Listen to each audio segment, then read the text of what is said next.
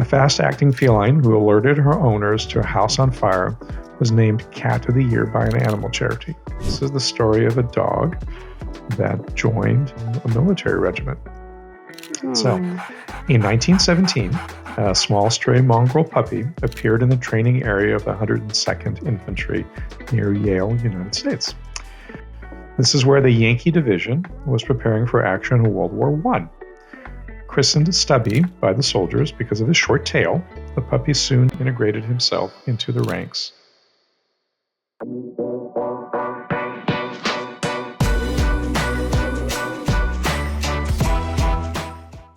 Welcome, everyone. We are your hosts, my wonderful husband, Omar. And my beautiful wife, Savannah. Thank you. And I love that sweater on you. Oh, we are matching today, and we are loving it. So hopefully any of you who have a partner or family members, it's fun to match, right? I happen to think so. I know that it may not always be everybody else's cup of tea, but these sweaters are from our friends at Paca. They make great alpaca sweaters, and we just thought they would be a wonderful add to us. They're extremely soft. But this is why we are actually matching. So we're excited by this. And on a happy and wonderful note, we all love them. We probably do not deserve them. But we are covering amazing animal stories today. I think this is going to be a lot of fun. These are wonderful stories about how incredibly tied we are to our friends in the animal kingdom. And we sometimes forget how incredibly connected we can be. So, and because today is a little bit of a cooler day, we actually have Hotel Chocolat chocolate for our drinks today. I have a mocha latte. You have a mocha latte. And it's amazing because it's chocolate and coffee. And what could go wrong with that combination? I think everybody should wish for that. It's good stuff. And then I, on the other hand, have a salted caramel, which is one of my favorite flavors. You already started drinking it, though. Confession. Yeah, the confession time. I did start drinking it. Is that good? It is that good. All right. Well, what do you have for us today? What stories are we covering? So we're going to see how everybody can kind of identify with this. So you probably have some of your stories out there, too. But these are absolutely, to me, treasures. And so we'll start with a historical one. This one is called Sergeant Stubby. And so this is the story of a dog that joined a military regiment. So, in 1917, a small stray mongrel puppy appeared in the training area of the 102nd Infantry near Yale, United States. This is where the Yankee Division was preparing for action in World War I. Christened Stubby by the soldiers because of his short tail, the puppy soon integrated himself into the ranks.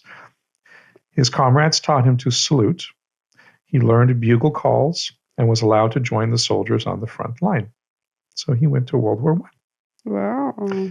After being caught in a gas attack, he recognized the smell the next time it happened and was able to wake up and warn all the sleeping soldiers.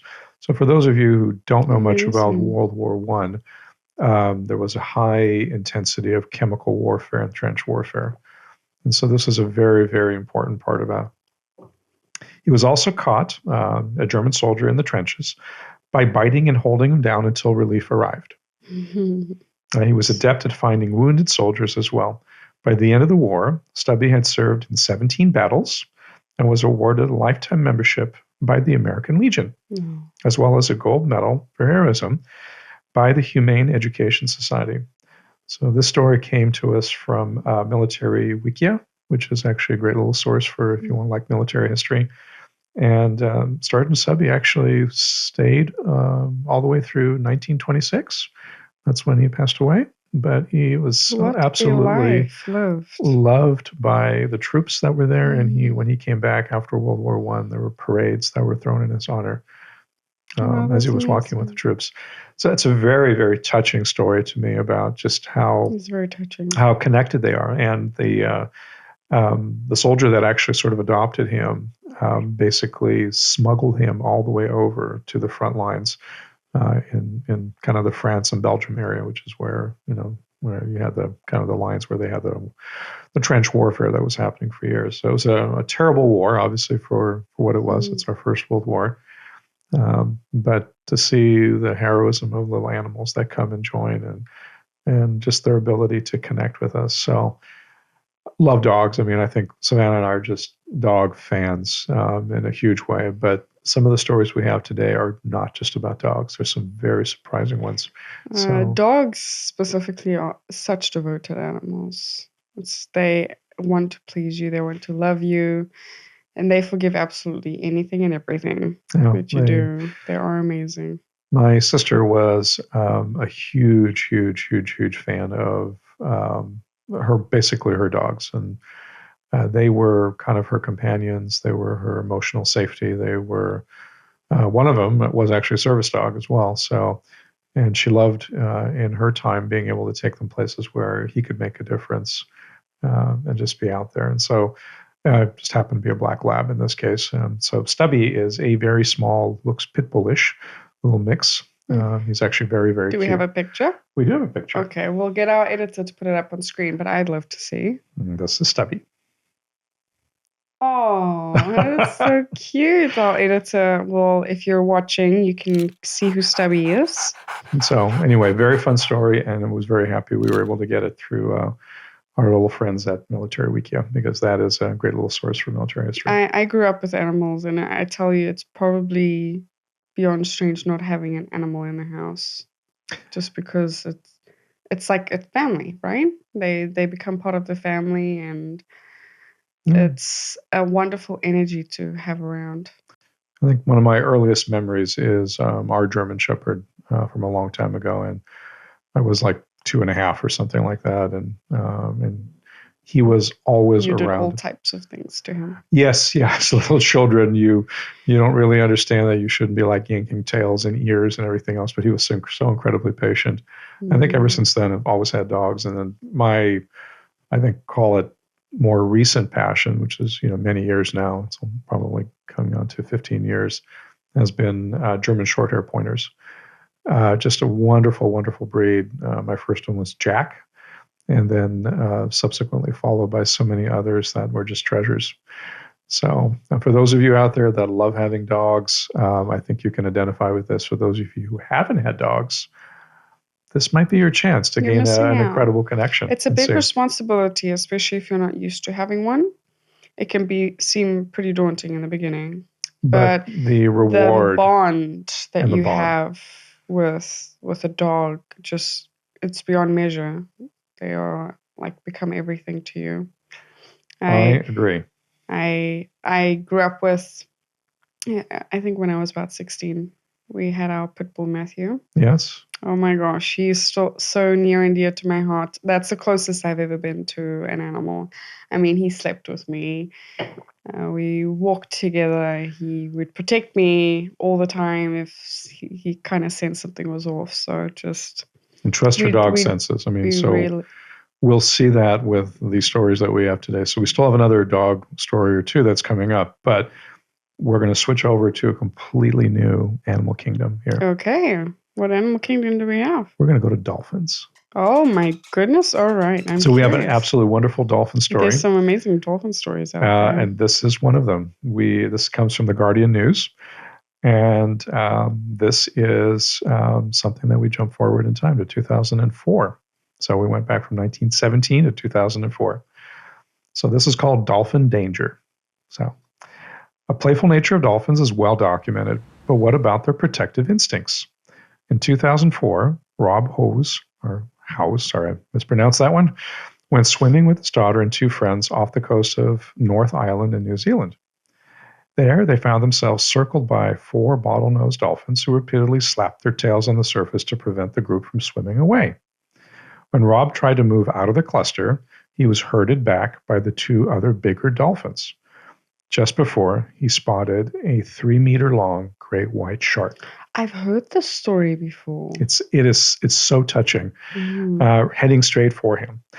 The dolphins maintained their defensive circle for about 40 minutes until the shark finally left, allowing the group to swim 100 meters back to the shore. Mm-hmm. Dolphins adopt this tactic to protect their young against shark attacks. For some reason, they decided to extend their protection to include this group of humans. Wow.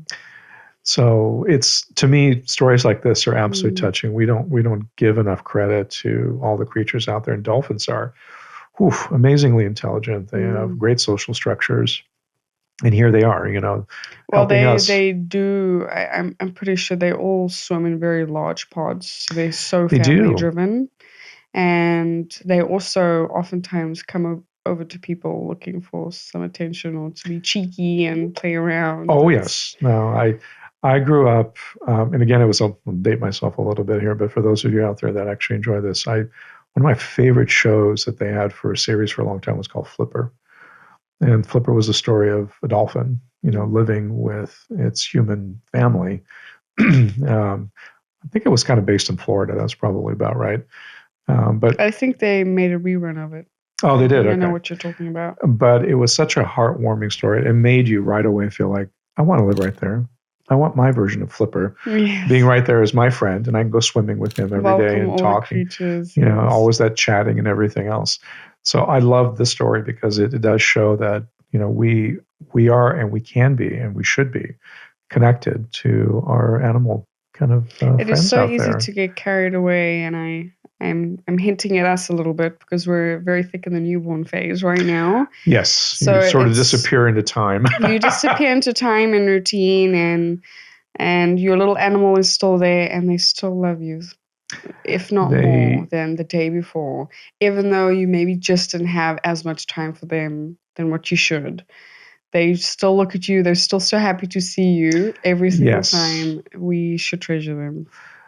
Yeah, and I think we're getting ourselves to a good place now where I think we're going to be able to really spend time do more things with the doggos. Do things with more of the doggos, and they're going to love it, and we're going to love it. And we want our kids to grow up around them because they're such an inspirational part. I can tell you from my side, the dogs that I've had that I've treasured, even though sometimes it was fairly brief because I would adopt senior dogs, I always learned life through them. There was something about them being present and in the moment. They are very present. And if you take a moment to be with them and feel their souls, you're going to see that they're going to teach you that. And I love that lesson. I will always remember it, and particularly Chet. He was with me, probably one of the longest dogs that I've had. And he was that dog for me. So, all right. Ready for another tearjerker? Yes. Because they all kind of are this way. This one has a little bit of humor in it. So it's titled Swimming Trunks. Okay. So is it elephants? And it comes from Elephant News. Surprisingly. Elephant News. There we go. So I never knew that actually existed, but it was a great source for this one. So a wonderful story. So in 2015, Derek Thompson from the Save Elephant Foundation in Chiang Mai in Thailand rescued Kamla and Bai Teo. I'm sure I am mispronouncing that. So for those of you that are Thai out there, I completely apologize. I would love to have a better corrected pronunciation. A baby elephant and her mother. So baby Kamla was rehabilitated by Derek, and the pair developed a strong bond. A good example of their strong connection was shown one day when Derek went for a swim. Baby elephant Kam was on the shore at the time and mistook Derek's innocent calls to her as a sign of distress. The elephant calf raced to the water and offered her trunk to the handler to hold, and then sheltered him with her body until she could show him that he was no longer at risk anymore.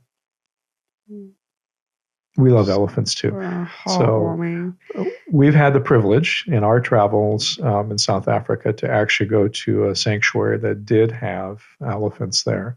Protecting them, just because unfortunately poaching is such a huge thing in South Africa. So yeah, well, lots of places in Africa, unfortunately, and Asia as well, but a lot of where there's elephants, honestly. And we were actually able to feed them and touch them and oh my gosh, be next to something that amazing. We will actually share a personal picture. I mean, if you'd like to see the personal pictures, we'll have it up on screen for visual audiences. Yeah. And you can kind of see, I think we actually have a few names. I think I can pull up the names. We saved the names of the elephants. And one of them, I think, was well over 30 years old. Yes, we had several of them over there. And so just to be next to something like that breathing, hearing their breath, hearing and feeling their movement is just an indescribable feeling. Oh, and you feel actually very tiny next to them because they are very large creatures. I mean, my heart was racing the entire time that we were there with them. There's this feeling of being reminded of where you are in the animal kingdom, and you're definitely not high up there. When they're out in the wild doing their thing, you don't stand a chance. They're majestic, they're beautiful, and they really have. This is the thing that I think Savannah and I could never really say we knew. We've always loved the ideas of elephants, and we actually bring them into what the kids are doing too, so they get to understand it. But when you look into their eyes, and when I say that, I mean we were like literally at eye level, right, or essentially lower than them because they're bigger than us, but by far. But just you could see the souls within them, and it just sort of reminds me how much we don't take into account, I think, and remember how incredibly soulful so many of these animals are, and their gentleness with their trunks. Their skin was, I mean, that was rough skin.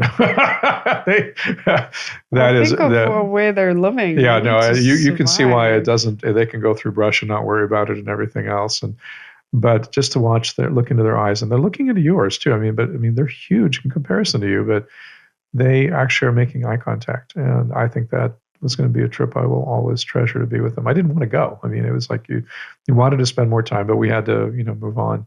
But it was a great little sanctuary over there that was helping not only protect them, but also rehabilitate them as necessary. So if they could go back into the wild, they were released. Some of them could not be because they were there since babies. Yes, they would not have the protected behavior. So I love this story because, again, it's a connection. So these are obviously Asian elephants as opposed to the other ones. Okay, now we're going to come back to more of our domesticated friends. That's our next great story. So this is the story of Tink. Tink is the feline fire alarm cat. Oh, yes. Cats are very good alarms. And so Tink is a calico. And just to give you a feeling of what Tink looks like, that is Tink. I think I actually fostered a cat that looked very much like that. So Tink is adorable. It's one of those multicolored cats, beautiful eyes.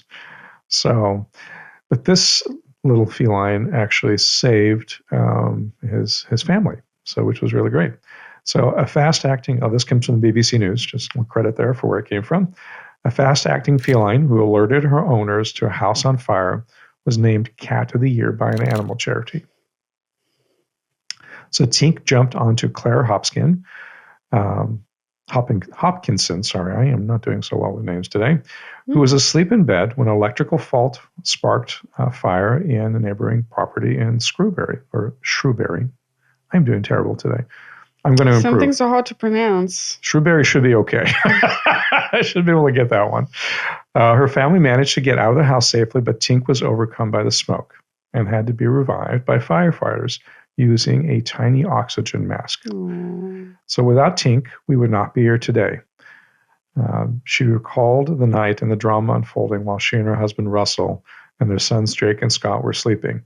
Tink came up the stairs, jumped on her bed, woke us up. The bedroom was filled with smoke. We all had to get out of the house, but she remained.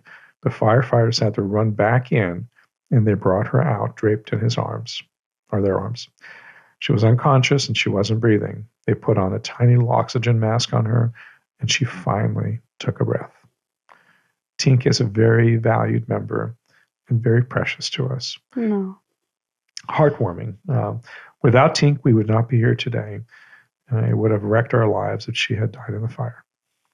Wow, that is a tearjerker. That's So you can't make that up. That's beautiful. Yeah, it is. So Tink was awarded the Cat of the Year at the Cat Protection National Cat Awards held in London. So Tink was honored for. I'm glad Tink made it. I'm glad they all made it. So it just, I think, ever since Omar and I also had kids, your level of appreciation for the smallest things in life just skyrocket. And to imagine one of our animals alerting us for something that puts our family at risk, your gratitude for them, there's just no way you pay it back. And it actually makes me think of, we weren't in danger, but our dog Jet. Yeah, Jet's a little bit of a goofball. Shepherd. Yeah, he's a goofball. And our son he was still kind of crawling, almost on the verge of walking, our son. And we were expecting someone to come to the house, either to do some work for us or give us a quote. And before the person even rang the doorbell, our dog freaked and he went running and he put himself between the door and our son. Yes. And it's like, automatically you think, hey, Jet, stop. Don't make a fuss. But then you kind of stop and realize, oh my gosh, he's protecting our little one. Yes. And even though there was nothing to be afraid of, it's just... He's done that on more than one occasion. He has. So we've had, for example, people come to the house to do handiwork or whatever it would be. And he would always put himself between Ryland and... but keep in mind, even when your brother-in-law was holding Ryland, followed him around the house. Yeah, to make sure everything's going to be okay. He was the escort when Ryland was a baby. And he still is that dog. And we know that when Ryland gets to spend more time with him, I think they're going to become best friends. Oh, that's so sweet. So, and then we also do have, oddly enough, sort of call it a neighborhood cat that's adopted us. That spends a ton of time. That is a great story that we can share. Let's do that. So here's our little family story of an animal. And I had more or less just about moved to the US, and we started seeing raccoons come to the front of the house, and Omar leaves like leftover nuts and fruits and everything for them because they live up here in the tree. And so we kept seeing the raccoons, and one night we noticed a cat was trying to kind of sneak to the front of the house to get some of this food.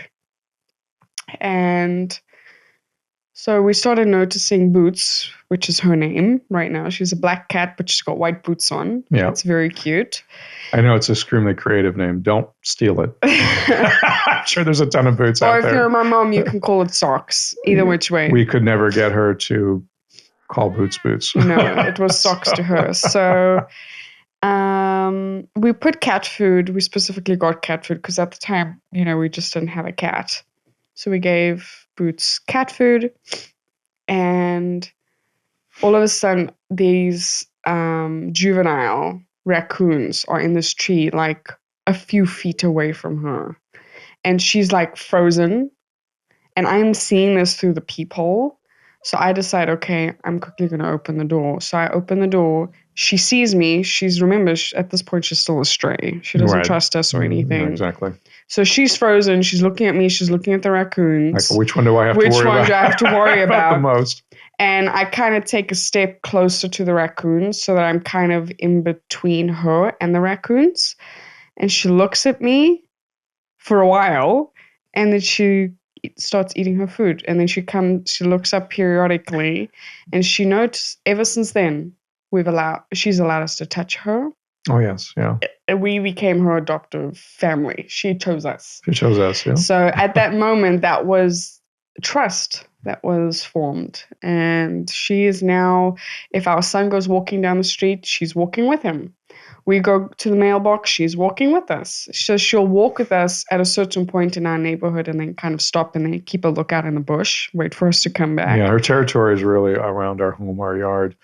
And just for all those people out there, the raccoons were not being terrible. They were just... They weren't. I mean, they were just hungry. They were just hungry. They wanted the food. So everyone got their share of food. So we've put out more of that, but occasionally there's kind of a clash because, they want the food. So we're not trying to encourage the raccoons to eat the food that we have. However, we're basically sharing. So and we're sharing natural foods as well. Yeah. We're not giving junk. So we love our garden, and we love the wildlife that's there, and the raccoons are part of that too. So it's part of their little habitat. So that's kind of more of the fun parts of just being connected to nature. What a wonderful feline story. Yeah. Well, we're going to go into a incredibly touching dog story now. Oh my gosh, was this one not touching enough? Okay. They're all... We're just going to be crying on film, everyone. Yes. This is what it's about. It's hard because we try not to cry because we have such a seminal feeling. So this comes from the Mirror as our news source, and it's called Hero Dogs. So Salty and Roselle, and this is a picture of Roselle. Oh, Labrador? Looks like a Labrador. Looks like a Labrador mix. We're both guide dogs working in the World Trade Center when the September 11th attacks struck in 2001. Mm. Salty would not leave his owner until he had led him to safety. When a coworker tried to assist, Roselle helped her owner to the stairwell. Through the smoke, the noise, and the debris, led him down 1,463 steps outside of the tower, along with 30 other people. The descent took over an hour, and just after they left, the tower collapsed. Mm. So Roselle then led her owner to a nearby subway station and then home. She even became a minor celebrity, appearing on Larry King Live and the CBS Morning Show. Salty and Roselle were awarded joint the Dickin Medal, equivalent to the Victoria Cross for animals, for remaining loyally by their side for their blind owners. Wow, they were blind? Wow. Courageously leading them down more than 70 floors of the World Trade Center and to a place of safety following the terrorist attack on September 11th. Wow. That's beautiful. Just goes to show you, again, how connected they are. Service dogs are absolutely amazing to me, and so it's so, when you see them out there and you see what they do. We have, my sister had a service dog. She needed that because of some conditions that she had herself. But I've had good friends that have had other dogs that have been, absolutely treasures. It's so hard to see how much they can do and how selflessly they do it. I've got a friend who has a diabetic dog. So this dog actually is able to smell her blood sugar. I've heard that they're able to smell seizures coming on and everything. And they do the same thing there. So there are so many different ways. And service animals come in all kinds of forms, just to let everybody know. Not just for physical conditions. Not for physical, for emotional ones as well. But they sometimes you can find actually horses can do the same thing. So oddly enough. Mm-hmm. It's a bit more difficult to take a horse everywhere, though. Not a miniature. They're about 24 inches to their shoulder. Okay, you don't see that very often. They're actually very cute. I've seen a few of them, and they are very spunky. They actually think they're big horses. It's so funny because when they're around other horses, they assume they're the same size. And I think it's very similar to small dogs looking at other big dogs and assuming they're all the same size. Yes. But it's so touching to see what they can do and how much they are interested in that connection to us. And I think this is just another incredible reminder of it. They just don't think about themselves. They just think about taking care of you, and whatever happens along the way happens. And again, it's very selfless of them. And they give themselves to, their loved ones 110%. I can't even begin. Sometimes you just can't find words. I think we love these stories because they remind us how much we belong to one another, and it's not just us as a community of people. Mm-hmm. But it's no one's also above the other. We're very much just one. And the beautiful thing about, I think, all animals that I absolutely love is they're very direct with you. No filter. There's no filter. They like you. They like you. They don't like you. Well, they don't like you. They'll let you know. What you see is what you get. You see is what you get. I have always found, particularly dogs and horses, although I would probably have to add cats and a few others now. Once they sort of can sense your energy, they really do know a bit of who you are. Horses are actually fantastic for people as therapy as well. Just as an idea, it's their use oftentimes because if you're nervous, the horse is nervous. If you're calm, the horse is calm. So they become a mirror of you. And that's very much like a lot of other herd animals. But oddly enough, I mean, my exposure to so many different animals when I've traveled to the Netherlands and I got close to the cows over there, they're like giant dogs. They actually want to lick your hand to see what you're like. I mean, very interesting. So it's everywhere. So if you're able to, sort of entrust your children to get a chance to meet and be around animals, I think it's the rewards coming back are going to be beyond anything. A world of wonder. And we do find therapy dogs in all walks of life. It's not just for people who are, in this case, the two owners were blind, but it could be somebody who's diabetic. It could be somebody who's gone through, had service for the country, and they're experiencing kind of call it a PTSD after being exposed to combat. I mean, this is where we find ourselves always reconnecting back, and they are selfless. They don't ask anything of us. I think that's one of the most beautiful parts about them. We need to learn more. We need to learn more from our animals. All right. So our final story for the day is going to switch species again, just for fun. And this one is called Thumper the Dr. Bunny. Oh, Bunny. Okay. I'm very curious. So this comes from BBC News. So also another one from BBC News. So Dr. Bunny. Medical detection dogs are trained to sniff out odors caused by diseases. Research in 2014 showed that their sensitive snouts could detect traces of tiny 1 per trillion particles equivalent to 1 teaspoon of sugar in an Olympic-sized swimming pool. That's how much they can sense things. So in this case, now we're switching. Domestic animals can also pick up on changes in behavior of their owners, such as Thumper, a 9.5 kilogram house rabbit, big one, in Cambridgeshire. I said it right this time. I finally caught up with my pronunciation. In 2004, she noticed that her owner, Simon, was slipping into a diabetic coma and leapt onto his chest, where she began tapping him. Can you imagine that? Simon's wife, Victoria, thought that he was simply asleep, but when Thumper's odd behavior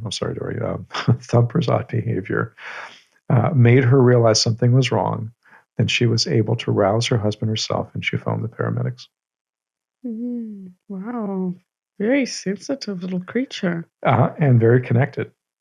So, and a beautiful rabbit. A bond. And a bond that's there. I mean, can you just imagine your rabbit jumping on top of you and thumping on you a little bit? And was able to get the attention just because they could smell that. That's that. They really try and communicate in any possible way. They can't talk. Well, they communicate, and if we communicated a bit more, which we do actually, if you think about it, we communicate a lot more through energy and nonverbal cues. They really focus on that part of it as much. But I found this to be a beautiful story as well because they come in all forms. In this case, it's a rabbit. So we've had rabbits, we've had dolphins, we've had elephants. I think we've had dogs. It's beautiful to see these connections. We hope that you loved these stories as much as we did, and we hope that you find yours out there and hug your animals a little bit tighter. Yes. Today. This is a nice reminder. I will say it's a nice reminder for me too. I don't know about you, but it makes me want to go give a big hug and kiss to our guys over there. Yes, it does. So, and they are incredibly forgiving, loving, so beyond devoted to their owners. And again, it's a wonderful world to have animals in them and make them part of your family. If you're on a farm, if you're in the ocean, I will say one of my favorite documentaries on Netflix is My Octopus Teacher. Oh, yes. I love that one. Man, if you want to cry a little bit more, go and watch that because that's a tearjerker as well. But again, a very big reminder of how intelligent our animal kingdom is, and each and every animal in their own way is beyond special. I think I have to echo that. It's hard to not be in wonder. It's hard not to sit there and see essentially what I would call the miracle of how we all fit together and how we share a space. And for those of you that don't get a chance to necessarily be around animals as much, always remember that they too have a story, each one of them, and they're living their lives, and many of them actually want to share them with us, and that's a privilege that I think we can turn around and say is pretty amazing.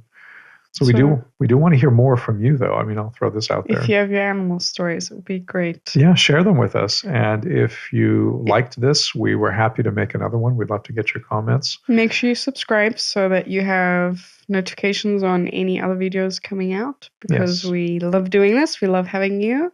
And we are a growing community, and we will grow to be able to have wonderful sponsors backing us up on great stories as well. So we'll get there one day, not today. Well, we get there through you. We get there through sharing your stories with us. Community. And we're hoping that some of these stories will not only inspire you, the ones that we share, but also change your lives a little bit as they have with us. And it helps us smile and recollect all of our shared experiences with the journeys we've had with some, at least in this case, with some very beautiful animals. So we appreciate your time. And again, thank you very much for joining us. Thank you. Go love and love and love and love on your fur babies, as some people call them. Yes. Your fur babies. Animals are wonderful. Don't you forget it. It was wonderful having you. Until next time. Until next time. Bye. Bye.